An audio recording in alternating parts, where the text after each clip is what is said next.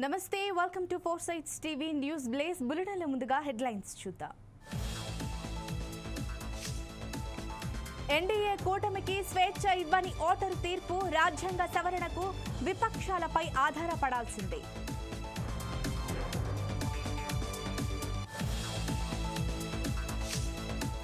గత ఎన్నికలతో పోలిస్తే తగ్గిన ప్రధాని మెజారిటీ, వారణాసిలో పనిచేయని మోడీ గ్లామర్.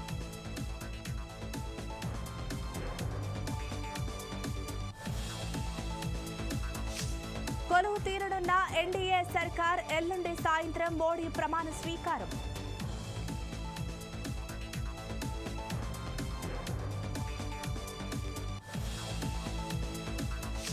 పన్నెండున కొలువు తీరనున్న టీడీపీ సర్కార్, స్పీకర్ రేసులో రఘురామ, ఆనం, కళా వెంకట్రావు.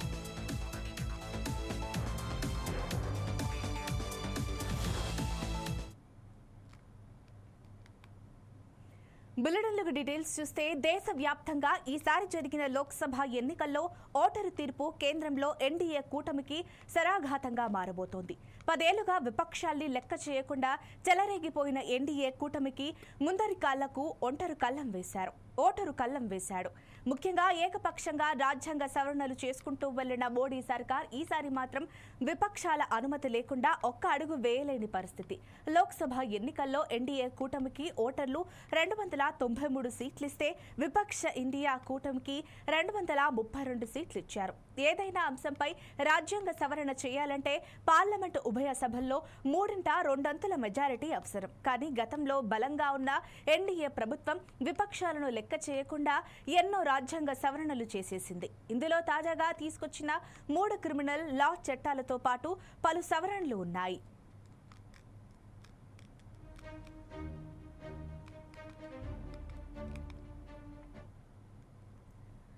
2024 లోక్సభ ఎన్నికల్లో వారణాసి నియోజకవర్గం నుంచి పోటీ చేసిన పీఎం మోడీకి 6,12,970 ఓట్లు రాగా, కాంగ్రెస్ అభ్యర్థి అజయ్ రాయ్కు 4,60,457 ఓట్లు పోలయ్యాయి. దీంతో నరేంద్ర మోడీ 1,52,513 ఓట్ల మెజారిటీతో గెలుపొందారు. 2019 ఎన్నికల్లో వారణాసి నుంచే పోటీ చేసిన నరేంద్ర మోడీ 4,79,505 మెజారిటీ తన సమీప ప్రత్యర్థి సమాజ్వాదీ పార్టీ అభ్యర్థి శాలిని యాదవ్ పై నెగ్గారు. 2014లో మోడీ 3,71,784 ఓట్ల మెజారిటీతో తన సమీప ప్రత్యర్థి ఆమ్ ఆద్మీ పార్టీ అధినేత అరవింద్ కేజ్రీవాల్ పై గెలుపొందారు. గత ఎన్నికలతో పోలిస్తే ఈసారి మోడీ మెజారిటీ గణనీయంగా తగ్గింది. అజయ్ రాయ్ కూడా మోడీ లాగానే మూడోసారి వారణాసి నుంచి పోటీ చేయడం విశేషం. ఇక ఉత్తరప్రదేశ్ నుంచి ఎక్కువ సీట్లు వస్తాయని ఆశించిన బీజేపీకి భంగపాటు తప్పలేదు. అందులో ప్రధాని అభ్యర్థిగా మోడీ వారణాసి నుంచి పోటీ చేసినప్పటికీ చాలా అసెంబ్లీ సెగ్మెంట్లలో తక్కువగా ఓట్లు పోలయ్యాయి.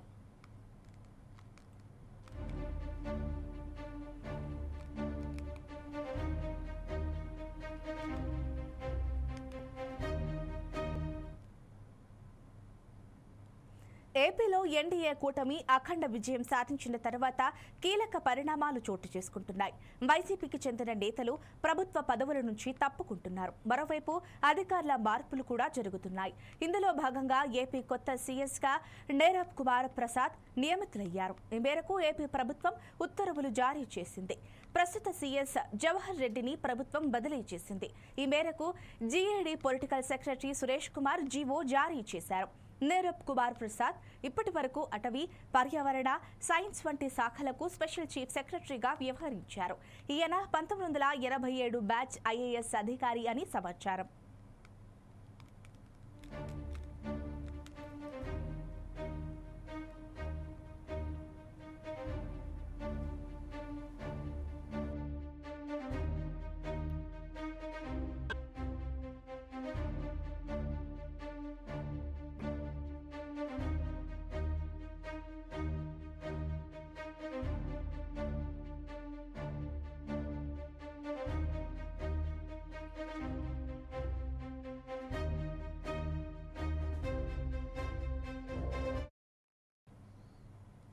ఆంధ్రప్రదేశ్ ప్రభుత్వం ఈ నెల 12వ తేదీన కొలువు తీరనుంది. తెలుగుదేశం పార్టీ అధినేత చంద్రబాబు ముఖ్యమంత్రిగా ప్రమాణ స్వీకారం చేశారు. ఆ రోజే కొందరు మంత్రులుగా ప్రమాణం చేసే అవకాశం ఉంది. స్పీకర్ పదవిపై మాత్రం సస్పెన్స్ వీడటం లేదు. స్పీకర్ పోస్టు కోసం ముగ్గురు పోటీ పడుతున్నారు. స్పీకర్ పదవి కోసం పోటీ పడుతున్న వారిలో ప్రముఖంగా వినిపిస్తున్న పేరు రఘురామకృష్ణంరాజు. ఉండి అసెంబ్లీ నియోజకవర్గం నుంచి పోటీ చేసి గెలుపొందారు. 2019 ఎన్నికల్లో నరసాపురం నుంచి పోటీ చేసి గెలుపొందిన సంగతి తెలిసిందే. తనకు స్పీకర్ పదవి కావాలని టీడీపీ అధినేత చంద్రబాబును రిక్వెస్ట్ చేసినట్లు తెలుస్తోంది. రఘురామ తర్వాత ప్రముఖంగా వినిపిస్తున్న పేరు కళా వెంకట్రావు. ఈసారి చీపురుపల్లిలో మంత్రి బొత్స సత్యనారాయణను మట్టి కరిపించారు. తనకు స్పీకర్ పదవి కావాలని కళా వెంకట్రావు అడుగుతున్నారని తెలిసింది.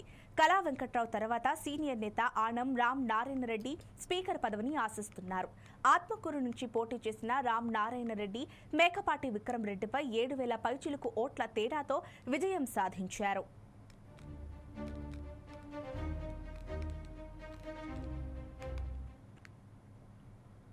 ప్రియాంక గాంధీ ప్రత్యక్ష రాజకీయాల్లోకి ఎప్పుడొస్తారా అని కాంగ్రెస్ శ్రేణులు ఎదురు చూస్తున్నాయి. పోటీ చేయాలని చాలా సందర్భాల్లో కోరారు. వివిధ కారణాలతో ఆమె దూరంగా ఉన్నారు. ఈసారి మాత్రం లోక్సభకు ప్రియాంక గాంధీ పోటీ చేసే అవకాశం ఉంది. సార్వత్రిక ఎన్నికల్లో రాహుల్ గాంధీ వాయనాడ్తో పాటు రాయ్బరేలీ నుంచి కూడా బరిలోకి దిగారు. 2 చోట్ల గెలవడంతో ఒక స్థానానికి రాజీనామా చేయాల్సి ఉంది. వాయనాడ్కి రాజీనామా చేస్తే వచ్చే ఉప ఎన్నికలో ప్రియాంక గాంధీ బరిలోకి దిగే అవకాశం ఉంది. ఈ విషయంపై కాంగ్రెస్ వర్గాల్లో జోరుగా చర్చ జరుగుతోంది. లోక్సభ ఎన్నికల్లో ప్రియాంక అన్ని తానే వ్యవహరించారు. సోదరుడు రాహుల్ గాంధీతో జోరుగా ప్రచారం నిర్వహించారు. అమేధి, రాయ్బరేలీ, వాయనాడ్లో ఉధృతంగా ప్రచారం చేశారు. గత ఎన్నికల కన్నా కాంగ్రెస్ పార్టీ సీట్లు పెరగడంలో ప్రియాంక గాంధీ ముఖ్య పాత్ర పోషించారు. పరిస్థితులు అనుకూలించి వాయనాడ్ నుంచి ప్రియాంక గాంధీ పోటీ చేస్తే గెలిస్తే కాంగ్రెస్ పార్టీ సీట్లు 100కు చేరుకుంటాయి. 10 ఏళ్ల తర్వాత ఆ పార్టీ సీట్ల సంఖ్య 3 అంకెలకు చేరబోతోంది.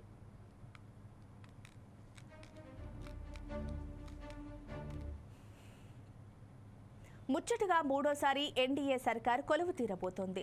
జూన్ 9వ తేదీ సాయంత్రం ఢిల్లీలోని కర్తవ్యపథ్లో మోడీ ప్రమాణ స్వీకార కార్యక్రమం జరగనున్నట్లు విశ్వసనీయ సమాచారం. ఈ వేడుకకు ఏపీకి చెందిన చంద్రబాబు, పవన్ కళ్యాణ్, బీహార్ జేడీయూ అధినేత నితీష్ కుమార్, కూటమి నేతలతో పాటు వివిధ రాష్ట్రాల ముఖ్యమంత్రులు కూడా హాజరు కానున్నట్లు తెలుస్తోంది. సార్వత్రిక ఎన్నికల ఫలితాలలో ఎన్డీఏ కూటమి 292 సీట్లు సాధించి మెజారిటీ మార్క్ దాటడంతో ప్రభుత్వ ఏర్పాటుకు సన్నాహాలు మొదలయ్యాయి.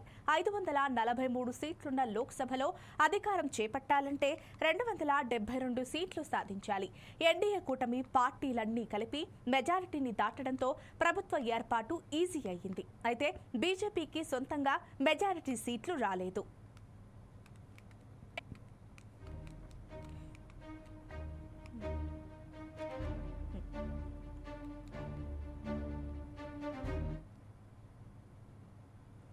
పశ్చిమ గోదావరి జిల్లాలో ఈసారి కూటమి పవనాలు బలంగా వీచాయి. ఎన్డీఏ కూటమి క్లీన్ స్వీప్ చేసింది. వైసీపీ ఒక్క సీటు కూడా గెలుచుకోలేక దారుణ పరాజయాన్ని మూటగట్టుకుంది. ఈ అంశంపై మా పశ్చిమ గోదావరి జిల్లా ప్రతినిధి మధు పూర్తి సమాచారం అందిస్తారు. చెప్పండి మధు. ఏదైతే పశ్చిమ గోదావరి జిల్లా వ్యాప్తంగా చూసుకుంటే కనుక వైఎస్ఆర్సీపీ సంబంధించి అటు టీడీపీ కూడా టీడీపీ సంబంధించి దాదాపుగా 15 సీట్లు కూడా క్లీన్ స్వీప్ చేసిందని చెప్పుకోవచ్చు. ఏదైతే పశ్చిమ గోదావరి జిల్లా వ్యాప్తంగా చూసుకుంటే కనుక వైఎస్ఆర్సీపీ గత ప్రభుత్వంలో ఉన్నప్పుడు వైఎస్ఆర్సీపీ కూడా ఈ ప్రభుత్వ పశ్చిమ గోదావరి జిల్లా మీద ఎక్కువ ప్రేమ చూపించి ఇక్కడ కావాల్సిన వనరులు కానీ వాళ్ళకి కావాల్సిన రహదారులు కానీ ఇక్కడ అభివృద్ధి అయితే పథకాలు అలాగే ఈ సంక్షేమ పథకాలన్నీ కూడా పశ్చిమ గోదావరి జిల్లా వ్యాప్తంగా అయితే వైసీపీ అయితే ఎక్కువ ప్రాధాన్యత కూడా ఇచ్చింది. అయితే ఓటర్లు అనునిసంగా ఏదైతే జగన్మోహన్ రెడ్డి మీద వ్యక్తిగత రావడం అలాగే సంక్షేమ పథకాలు ఎక్కువ ఇవ్వడం అభివృద్ధి లేకపోవడం అనేది మెయిన్ కారణంగా చూసుకుని ఏదైతే పశ్చిమ గోదావరి జిల్లా ఓటర్లందరూ కూడా వైఎస్ఆర్సీపీ సంబంధించి కూడా ఘోరమైన పరాజయాన్ని అయితే సమకూర్చాలని చెప్పుకోవచ్చు. టీడీపీ కనీసం అంటే దాదాపుగా 15 సీట్లు వస్తాయని కూడా ఎవరో కూడా అంచనా వేయలేదు. అయితే దాదాపుగా 15 నియోజకవర్గాల్లో కూడా క్లీన్ స్వీప్ చేసింది. అది కూడా దాదాపుగా 10,000 నుంచి 20,000 ఓట్ల మెజార్టీతో గెలుపొందని చెప్పుకోవచ్చు. ఏదైతే అభ్యర్థులు ఎవరైతే ఉన్నారో ఎమ్మెల్యేల మీద అసంతృప్తి ఈ యొక్క ఓట్లన్నీ కూడా ఎక్కువ మెజార్టీ మీద నమోదైందని చెప్పుకోవచ్చు. ఝాన్సీ, మరి వైసీపీకి ఒక్క సీటు రాకపోవడానికి కారణాలేమిటి? ఓటర్లను అంతగా ప్రభావితం చేసిన అంశాలేమిటి? ఏదైతే సంక్షేమ పథకాలకి ఎక్కువ ప్రాధాన్యత ఇవ్వడం, ఏదైతే రోడ్ల సమస్య కానీ అటు ఇరిగేషన్ డిపార్ట్మెంట్స్ అంటే కాలం సంబంధించి అలాగే పోలవరం ప్రాజెక్ట్ సంబంధించి కూడా ఇప్పుడు కూడా పట్టించుకోండి నాదులు అక్కడ మనకు అధికారులు అయితే కనపడలేదు. అలాగే చింతలపూడి ఎత్తిపోతలకు సంబంధించి భూమి నిర్వాసితులు వాళ్ళకి అండగా నిలబడతారని చెప్పిన గత ప్రభుత్వం వైసీపీ కనీసం వాళ్ళకి అండ కూడా నిలబడకుండా వాళ్ళందరినీ కూడా నిలువున మోసం చేసిందని చెప్పేసి కనీసం వాళ్ళు వ్యవసాయం చేసుకోవడానికి కానీ భూమి కూడా ఇవ్వకుండా కనీసం వాళ్ళకి నష్టపరిహారం కూడా ఇవ్వకుండా చింతలపూడి ఎత్తిపోత పథకంలో వాళ్ళని మోసం చేసి చెప్పేసి అలాగే పోలవరం ప్రాజెక్ట్ సంబంధించి కూడా ప్రాజెక్ట్ సంబంధించి పనులు కూడా ఎటువంటి పురోగతి రాకపోవడం అలాగే ప్రాజెక్ట్ లో కూడా ఎటువంటి మనకి కనపడకపోవడం కూడా ఇక్కడ మనం చూసుకోవచ్చు. పశ్చిమ గోదావరి జిల్లా వాసులు అంటే కనుక ఖచ్చితంగా సస్యశ్యామలుగా ఉండేది. అలాంటిది పశ్చిమ గోదావరి జిల్లాని గోండా రాజకీయం చేశారని చెప్పేసి ప్రధానంగా తీసుకుంటే దెందులూరు నియోజకవర్గంలో కూడా ఎప్పటికప్పుడు గొడవలు జరుగుతుంది. అలాగే ఉండి నియోజకవర్గంలో కూడా గొడవలు జరగడం ఇవన్నీ బలమైన కారణం అని చెప్పుకోవచ్చు. ఎందుకంటే జిల్లా మొత్తం కూడా రోడ్లు కూడా అక్కడ దారుణమైన పరిస్థితి ఏర్పడిందని చెప్పుకోవచ్చు. వర్షాకాలం వచ్చిందంటే నానా ఇబ్బందులు పడుతూ వాహనదారులు అందరూ కూడా నానా ఇబ్బందులు పడుతూ ఆ రోడ్ల మీద ప్రయాణించే దుస్థితి లేదు. కేవలం ఏంటంటే సంక్షేమ పథకాలకు ఎక్కువ ప్రాధాన్యత ఇవ్వడము, అభివృద్ధి అనేది పక్కన పెట్టడం. అలాగే పశ్చిమ గోదావరి జిల్లాలో దాదాపుగా ఐటీ చదువుకున్న ఇంజనీరింగ్ కాలేజీలు కూడా చాలా ఉన్నాయి. అందులో ఐటీ చదువుకున్న వాళ్ళందరూ కూడా ఉద్యోగాలు లేకపోవడం బలమైన కారణం అని చెప్పుకోవచ్చు. ఏదేమైనా జిల్లా వాసుల్లో అసంతృప్తి అయితే వైసీపీ మీద ఉందని చెప్పుకోవచ్చు. ప్రధానంగా చూసుకుంటే కనుక స్థానికంలోని ఎమ్మెల్యేలు అందరూ కూడా పట్టించుకునే నాదులు లేరు.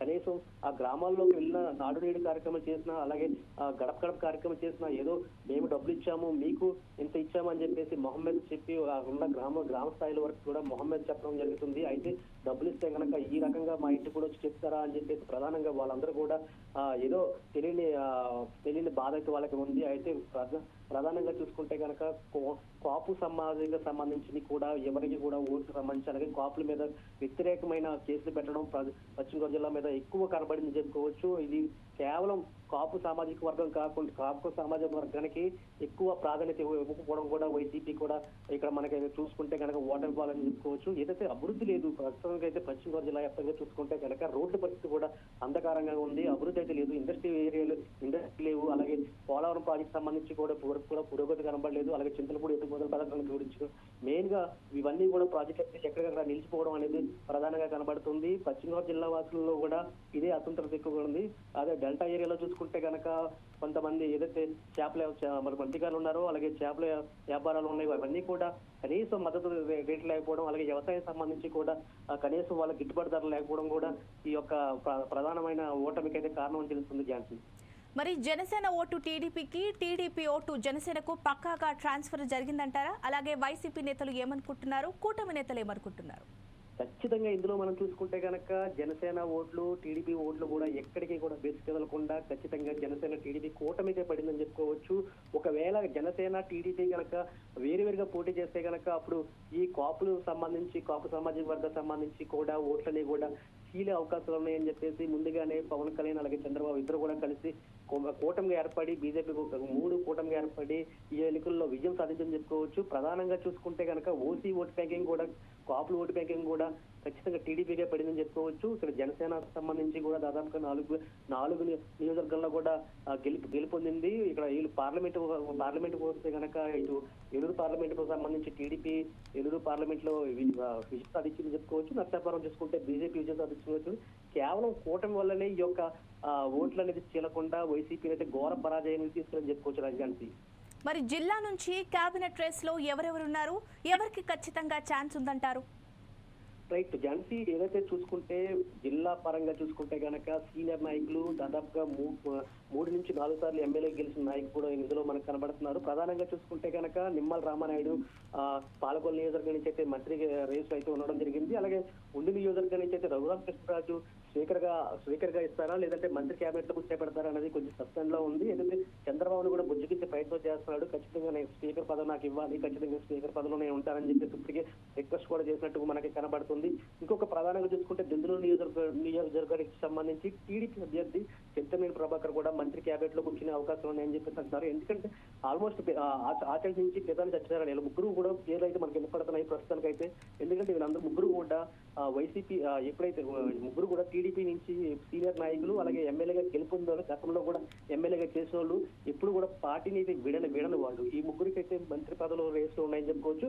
అయితే ప్రధానంగా చూసుకుంటే కనుక ఎస్సీ నియోజకవర్గం నుంచి అయితే కనుక మనకి కొవ్వూరు ముప్పిడి వెంకటేశ్వరరావు కూడా పేరు కూడా మనకి వినపడుతుంది. అయితే వీళ్ళు మంత్రి క్యాబినెట్ లో తీసుకుంటారా, లేదంటే జనసేన నుంచి తాడేపల్లిగూడెం నియోజకవర్గం నుంచి గెలుపొందిన బొలిశెట్టి శ్రీనివాసులు తీసుకుంటారా, లేదంటే ఎస్టీ నియోజకవర్గం నుంచి సిరి బాలరాజు తీసుకుంటారా అనేది సస్పెండ్ గా ఉంది. ఇక మనకైతే ఇంకా ప్రాథమిక సమాచారం కూడా రావాల్సి ఉంది. ఏదైతే సీనియర్లుగా ప్రాధాన్యత చేసినట్టు మనకి ప్రాథమిక సమాచారం తెలుస్తుంది. Jhansi, thank you Madhu for the update. ఎన్నికల్లో ఇండియా కూటమికి 234 స్థానాలు లభించాయి. ఇతరులు 17 చోట్ల గెలిచారు. అయినప్పటికీ ప్రభుత్వాన్ని ఏర్పాటు చేయడానికి అవసరమైన మ్యాజిక్ ఫిగర్ను ప్రస్తుతానికి అందుకోలేకపోయింది ఇండియా అలయన్స్. దీనితో తటస్థ పార్టీల మద్దతును కూడగట్టుకోవడానికి తన వంతు ప్రయత్నాలు మొదలుపెట్టింది. ఈ క్రమంలోనే వైసీపీ అధినేత జగన్ కి కాంగ్రెస్ అగ్రనేత సోనియా ఫోన్ చేసినట్లు తెలుస్తోంది. లోక్సభలో వైసీపీకి 4 సభ్యుల బలం ఉంది. అరకు తనుజ రాణి, అలాగే కడప వైఎస్ అవినాష్ రెడ్డి, తిరుపతి డాక్టర్ మద్దెల్ల గురుమూర్తి, రాజంపేట పెద్దిరెడ్డి మిథున్ రెడ్డి విజయం సాధించారు.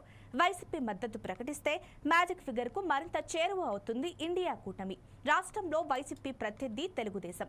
ఎన్డీఏ కూటమిలో భాగస్వామ్య పక్షంగా కొనసాగుతున్న విషయం తెలిసిందే.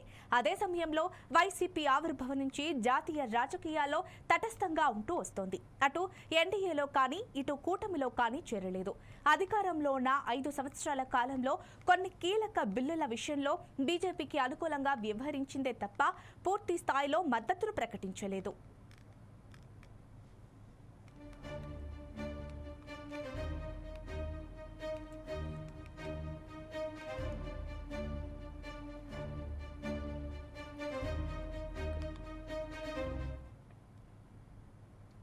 శ్రీకాకుళం జిల్లాలో ఈసారి కూటమి పవనాలు బలంగా వీచాయి. ఎన్డీఏ కూటమి క్లీన్ స్వీప్ చేసింది. వైసీపీ ఒక్క సీటు కూడా గెలుచుకోలేక దారుణ పరాజయాన్ని మూటగట్టుకుంది. ఈ అంశంపై మా పశ్చిమ గోదావరి జిల్లా ప్రతినిధి అబ్దుల్లా పూర్తి సమాచారం అందిస్తారు. చెప్పండి అబ్దుల్లా. Jhansi, good afternoon. శ్రీకాకుళం జిల్లాలో ఈసారి సార్వత్రిక ఎన్నికల్లో కూటమి అయితే విజయబావుట ఎగరేసిందని చెప్పవచ్చు. ఉమ్మడి శ్రీకాకుళం జిల్లాలో 10 శాసనసభ నియోజకవర్గాలు ఉంటే 10 శాసనసభ నియోజకవర్గాల్లో కూటమి అభ్యర్థులు విజయం సాధించారు. ఇందులో మేజర్ పార్టీ టీడీపీ పార్టీకి సంబంధించినంత వరకు 8 శాసనసభ స్థానాల్లో టీడీపీ విజయం సాధిస్తే ఇచ్చర్లో బీజేపీ గెలుచుకుంది. అలాగే పాలకొండ ఎస్టీ కాన్స్టిట్యున్సీ జనసేన అభ్యర్థి అయితే విజయం సాధించారు. ఝాన్సీ, శ్రీకాకుళం జిల్లాకు సంబంధించినంత వరకు గతంలో ఈ శ్రీకాకుళం జిల్లా చరిత్రలో 10కి 10 శాసనసభ నియోజకవర్గాలు ఏ ఒక్క రాజకీయ పార్టీ గెలుచుకున్న సందర్భం అయితే లేదు. అయితే ఈసారి ఈ ఎన్నికల్లో మాత్రము భారీ ఆధిక్యతతో ఈసారి ఈ కూటమి అభ్యర్థులు అయితే విజయం సాధించారని చెప్పవచ్చు. ముఖ్యంగా శ్రీకాకుళం జిల్లాకు సంబంధించినంత వరకు గతంలో టీడీపీ 8 శాసనసభ నియోజకవర్గాలు గతంలో గెలుచుకున్న సందర్భాలు ఉన్నాయి. తర్వాత వైఎస్ఆర్ కాంగ్రెస్ పార్టీ రాజశేఖర పాదయాత్ర తర్వాత 9 శాసనసభ నియోజకవర్గాలు గెలుచుకున్న సందర్భాలు ఉన్నాయి. అయితే ఈసారి మట్టుగా ఆ రికార్డులు అయితే బదులు కొట్టారు. 10 శాసనసభ నియోజకవర్గాల్లో కూడా కూటమి అభ్యర్థులు విజయం సాధించిన సందర్భం అయితే ఉంది. ఝాన్సీ, మరి వైసీపీకి ఒక్క సీటు రాకపోవడానికి కారణాలేమిటి? ఓటర్లను అంతగా ప్రభావితం చేసిన అంశాలేమిటో చెప్పండి. శ్రీకాకుళం జిల్లాకు సంబంధించి వైసీపీ పార్టీలో సీనియర్ నేతలు అయితే ఉన్నారు. అలాగే ఇక్కడ రాష్ట్ర రెవెన్యూ శాఖ మంత్రిగా ధర్మాన ప్రసాదరావు ప్రాతినిధ్యం శ్రీకాకుళం కాన్స్టిట్యున్సీ అవ్వచ్చు, అలాగే శాసనసభ స్పీకర్ గా ప్రాతినిధ్యం వహించిన ఆంధ్రప్రదేశ్ నియోజకవర్గం అవ్వచ్చు, అలాగే ఫైర్ బ్రాండ్ గా పేరు పొందిన శ్రీధర్ అప్పలరాజు వైసీపీ ప్రభుత్వంలో 5 ఏళ్ల మంత్రిగా చేశారు. ఆయన కూడా పలాస నియోజకవర్గం నుంచి పోటీ చేశారు. అయితే ఈ ముగ్గురు కూడా భారీ ఆధిక్యతతో ఓటమి చెందారు. ముఖ్యంగా ప్రజలైతే తిరుగుబాటు అయితే ప్రజల నుంచి ఆ పార్టీ తీవ్ర తిరుగుబాటును అయితే ఎదుర్కొందని అయితే చెప్పవచ్చు. ముఖ్యంగా వైఎస్ జగన్మోహన్ రెడ్డి ప్రభుత్వంలో ముఖ్యంగా గ్రామ స్థాయి పార్టీ ప్రజాప్రతినిధుల్లో విచ్ఛిన్నం చేశారని అయితే బలమైన ఆరోపణలు అయితే వస్తున్నాయి. ఈ ప్రభుత్వం వల్ల వాలంటీర్ మీద ఆధారపడ్డారు. గ్రామ స్థాయిలో ఆ ప్రజాప్రతినిధులకి ఎవరికి సర్పంచ్లు అవ్వచ్చు, ఎంపీటీసీలు అవ్వచ్చు, లేకపోతే ఎంపీపీలు కానీ జడ్పీటీసీలు కానీ వీళ్ళకి ఎవరికి అవకాశం లేదు. తర్వాత వాళ్ళు ఎటువంటి అభివృద్ధి కార్యక్రమాలు చేపట్టడానికి కూడా నిధులు లేకుండా పోయేవి.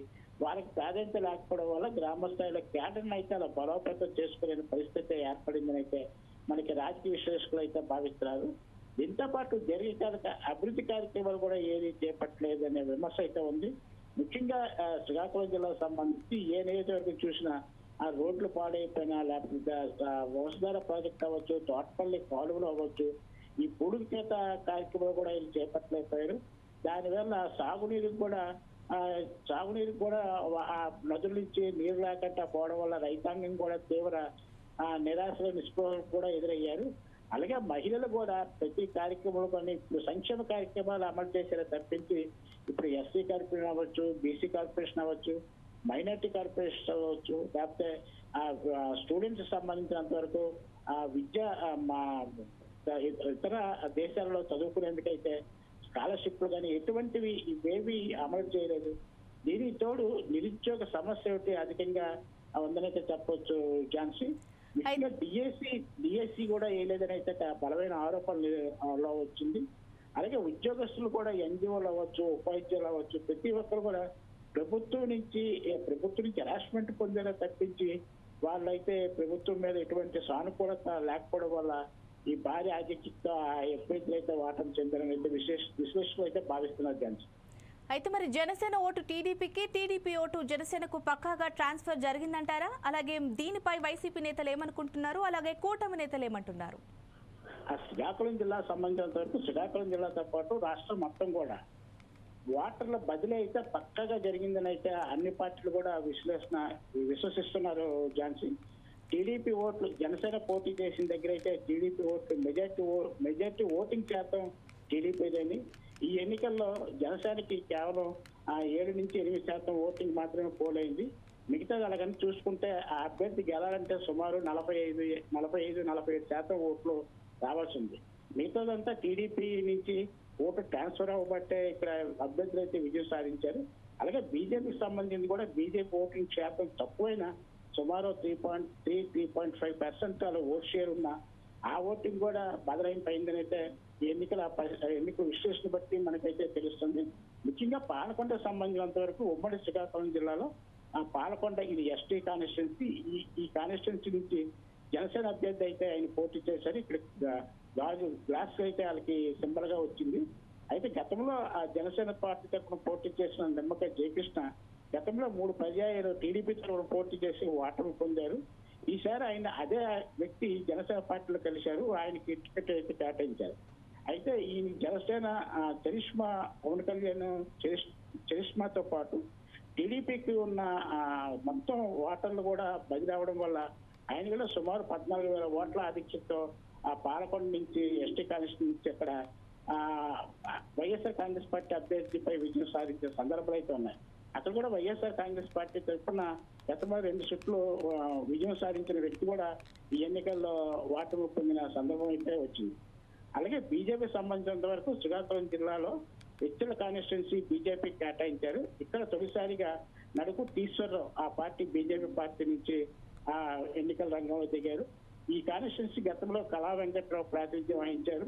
ఆయన ఒకసారి ఓటమి చెంది రెండోసారి విజయం సాధించి గతంలో టీడీపీ ప్రభుత్వం నుంచి ఆ సీనియర్ మంత్రిగా ఆయనకి గుర్తింపు ఉంది. అలాగే పాలిట్ బ్యూరో మెంబర్ కూడా. ఆయనకి ఈసారి చివరిపిల్లి కొత్త సత్యనారాయణపై అక్కడ పోటీ చేసేందుకు చివరిపిల్లి వెళ్లారు. ఈ ప్లేస్ అయితే హెచ్ఎల్ నుంచి బీజేపీ కేటాయించారు. బీజేపీ పార్టీ తరఫున తొలిసారిగా ఈయన పోటీ చేశారు నడుకు ఈశ్వరు. ఈయన కూడా సుమారు 28,000 ఓట్ల ఆధిక్యంలో విజయం సాధించే సందర్భం అయితే ఉంది chance. Thank you Abdullah. BJP Hanumakonda జిల్లా అధ్యక్షురాలు రావు పద్మారెడ్డి ఆధ్వర్యంలో వరంగల్ లోక్సభ ఎన్నికల బీజేపీ అభ్యర్థి అరూరి రమేష్ మీడియా సమావేశంలో మాట్లాడారు. రావు పద్మారెడ్డి మాట్లాడుతూ బీజేపీ అభివృద్ధి సంక్షేమాన్ని కాంగ్రెస్ ఓర్వలేకపోతోందన్నారు. గ్యారంటీలతో అధికారంలోకి వచ్చిన కాంగ్రెస్ కు పార్లమెంటు ఎన్నికలలో బుద్ధి చెప్పారని విమర్శించారు. అరూరి రమేష్ మాట్లాడుతూ అసెంబ్లీ పార్లమెంటు ఎన్నికలలో బీజేపీ అంచెలంచెలుగా ఎదుగుతోంది. నైతికంగా బీజేపీ గెలిచింది. రాబోయే రోజుల్లో బీజేపీకి మంచి అవకాశం ఉంటుందన్నారు. ఇది చూసి ఓర్వలేక ఏదైతే ఒక కూటమి ఏర్పడి 24 పార్టీలు కాంగ్రెస్ పార్టీ కలిసిన బీజేపీ 240 స్థానాలు కూడా మేము గెలుచుకున్నాం. కనీసం దాని అంతమందం కూడా ఇలా అన్ని కూటమి తయారైనా కూడా గెలవలేకపోయింది. ఇలా అభివృద్ధిని ఓర్వలేక, సంక్షేమాన్ని ఓర్వలేకనే నరేంద్ర మోడీ గారిని ఏదైతే బీజేపీని ఓడగొట్టాలని కూటమి తయారైందో ఇలా ఏదైతే కాంగ్రెస్ పార్టీ బొక్కబోర్ల పడ్డది. అదేవిధంగా ఇలా తెలంగాణ ప్రాంతంలో ముఖ్యంగా గడిచిన 6 నెలల కింద ఎమ్మెల్యే ఎలక్షన్స్లో ఏ విధంగా కాంగ్రెస్ పార్టీ మాయమాటలు చెప్పి, సంక్షేమం అని చెప్పి, గ్యారంటీలు అని చెప్పి, అభివృద్ధి అని చెప్పి మాయమాటలు చెప్పి అధికారంలోకి వచ్చి 6 నెలల్లోనే ఇలా మా భారతీయ జనతా పార్టీ ఎమ్మెల్యేలు 8 మంది గెలిస్తే ఈరోజు ఎంపీలు కూడా 8 మంది గెలిచింది. ఇలా అధికారంలో ఉన్న కాంగ్రెస్ పార్టీ మాయమాటలు చెప్తున్నదని ప్రజలకు అర్థమైంది. మరి ఎండను సైతం లెక్క చేయకుండా నాకు సహకరించిన మా ప్రెస్ మిత్రులకు నేను ప్రత్యేకంగా చేతులెత్తి నేను నమస్కరిస్తున్నా. మరి మొన్న జరిగిన ఎన్నికల్లో వెలువడ్డ ఫలితాలు స్పష్టంగా మీకు తెలుసు. గతంలో భారతీయ జనతా పార్టీ పార్లమెంట్ ఎన్నికల్లో కానీ, మొన్న జరిగిన శాసనసభ ఎన్నికల్లో కానీ మరి అంచెలంచెలుగా ఎదుగుతూ పార్లమెంట్ ఎన్నికల్లో వచ్చిన ఓటు శాతాన్ని మించి మొన్న జరిగిన శాసనసభలో, మరి ఈరోజు మొన్న జరిగిన పార్లమెంట్లో దాదాపు 3,60,000 ఓట్లు మరి భారతీయ జనతా పార్టీకి రావడం, ప్రజల మద్దతు పొందడం, ప్రజలు ఆశీర్వదించడం చాలా సంతోషం. మరి ప్రత్యక్షంగా పరోక్షంగా మరి మేము గెలిచినామని మేము భావిస్తున్నాం. ఎందుకంటే కాంగ్రెస్ అధికార పార్టీ అధికారాన్ని దుర్వినియోగం చేసి, డబ్బును వెదజల్లి, మద్యం మాంసంను వెదజల్లి, డబ్బుతో ఓటును కొనుగోలు చేసి గెలిచిన పార్టీ ఈరోజు కాంగ్రెస్ పార్టీ మనకు స్పష్టంగా మీకు కనిపిస్తుంది. చాలా సంతోషం. వరంగల్ జిల్లాలో మమ్మల్ని వ్యతిరేకించిన కూడా ఈరోజు మోడీ గారు 3వసారి ప్రధాని అయితే అత్యంత సంతోషంతో ఫోన్లు చేస్తున్నాం. ఎవరు బాధపడలేదు. కాంగ్రెస్ పార్టీ కుటిల నీతి, కుటిల రాజకీయం పారలేదు ఎక్కడ. మా యొక్క ఎంపీ అభ్యర్థి గారు చెప్పినట్టుగా అన్ని అబద్ధాలకు తీర్పు ఇంకా 4 ఏళ్ళు ఉంది. గత 40 ఏళ్ళ నుంచి మాకు ఇక్కడ సీట్లు లభించలేదు. బట్ అసెంబ్లీ ఎలక్షన్స్ ఉన్నాయి మళ్ళీ నెక్స్ట్, ఎప్పుడైనా కావచ్చు అని దానికి కట్టుబడి ఉంటాం. మా అంతటా మేము ఈ ప్రభుత్వాన్ని పడగొట్టే ప్రయత్నం మేము చేయం. మీ అంతటా మీరు కూలిపోతే, మీరు ప్రమాదంలో ఉంటే దాన్ని తొలగి. పుదుచ్చేరి కేంద్రపాలిత ప్రాంతమైన యానంలో మాజీ మంత్రి, ప్రస్తుత పుదుచ్చేరి ప్రభుత్వ ఢిల్లీ అధికార ప్రతినిధి మల్లాడి కృష్ణారావు 61వ పుట్టినరోజు వేడుకలు ఘనంగా నిర్వహించారు. ముఖ్య అతిథులుగా విచ్చేసిన పుదుచ్చేరి రాష్ట్ర ముఖ్యమంత్రి ఎన్ రంగస్వామి మల్లాడి కృష్ణారావుకు జన్మదిన శుభాకాంక్షలు తెలిపారు. ముమ్మడివరం నియోజకవర్గం ఎమ్మెల్యే దాట్ల సుబ్బరాజు మల్లాడి పుట్టినరోజు వేడుకల్లో పాల్గొని కేక్ కట్ చేసి జ్ఞాపిక అందించి శుభాకాంక్షలు తెలియజేశారు. ఈ సందర్భంగా ఎమ్మెల్యే బుచ్చిబాబు మాట్లాడుతూ 2014-2024 ఎన్నికలలో మిత్రులు మల్లాడి కృష్ణారావు సహాయ సహకారాలతో విజయం సాధించారని, వారి ఆలోచనలతో ముమ్మడివరం నియోజకవర్గాన్ని అభివృద్ధి పదంలో నిలిపేలా కృషి చేస్తారని తెలియజేశారు.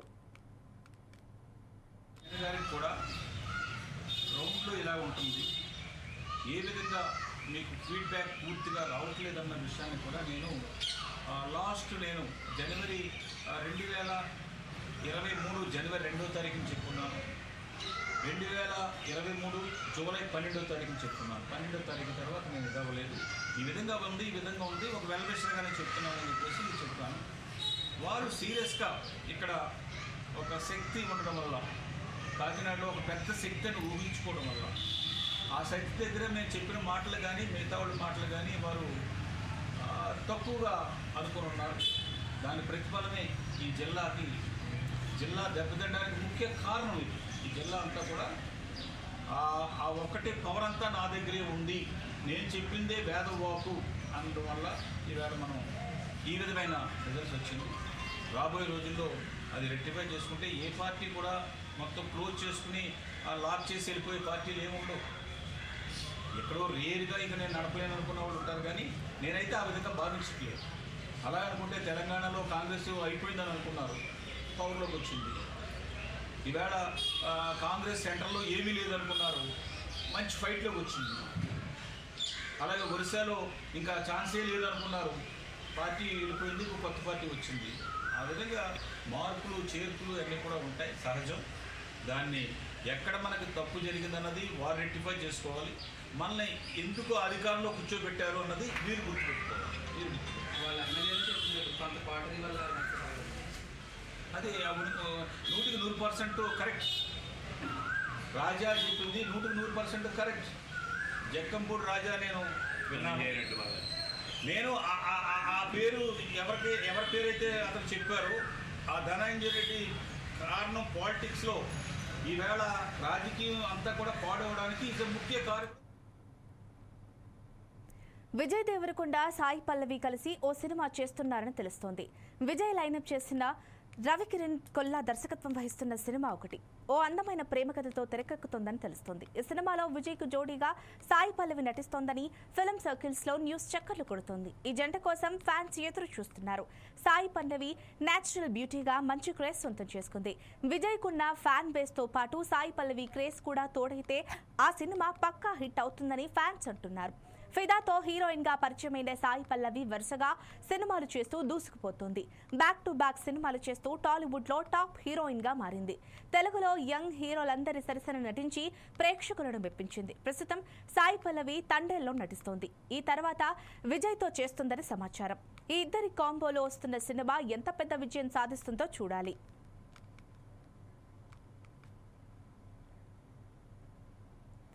ఇవి ఇప్పటి వరకు అప్డేట్స్. మరిన్ని అప్డేట్స్ కోసం చూస్తూనే ఉండండి 4 Sides TV.